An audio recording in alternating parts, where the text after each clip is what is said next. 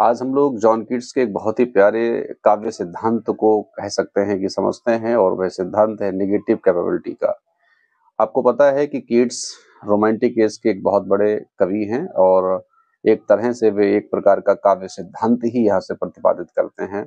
और समूचा जो रोमांटिसिज्म है वो कहीं न कहीं रैशनलिज्म के अगेंस्ट ही दिखाई देता है, और रोमांटिसिज्म से पहले जो रैशनलिज्म का प्रभाव इतना ज़्यादा है काव्य पर कि यहाँ पर बुद्धि अ, और उसके परसेप्शंस ही ज़्यादा वैल्यूएबल हो रहे हैं, और इमोशन के लिए, इमेजिनेशन के लिए और ब्यूटी के लिए कोई बहुत बड़ा स्थान नहीं छूटता है।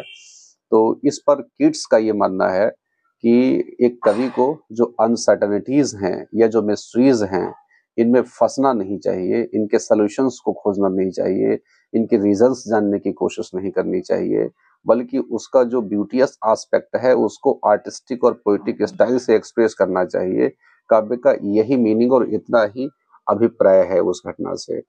आप ओ टू अ नाइटिंगेल जब देखते हो तो वहां पर भी मृत्यु की बात करते हैं, मृत्यु के कारण और उसके बाद क्या होता है, इन विषयों पे कोई वार्ता नहीं करते, बल्कि मृत्यु की एक तरह से काव्य सुंदरता को वो प्रस्तुत करते हैं।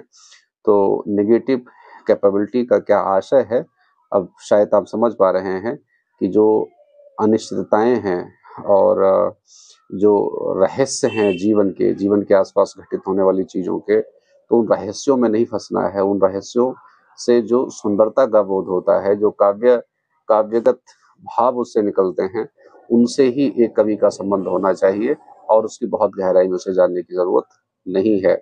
और शेक्सपियर ने इस विषय पर बहुत अच्छा काम किया है। तो कीट्स महोदय ने शेक्सपियर को निश्चित ही इस विधा का एक अच्छा प्रयोगधर्मा व्यक्ति भी कहा है।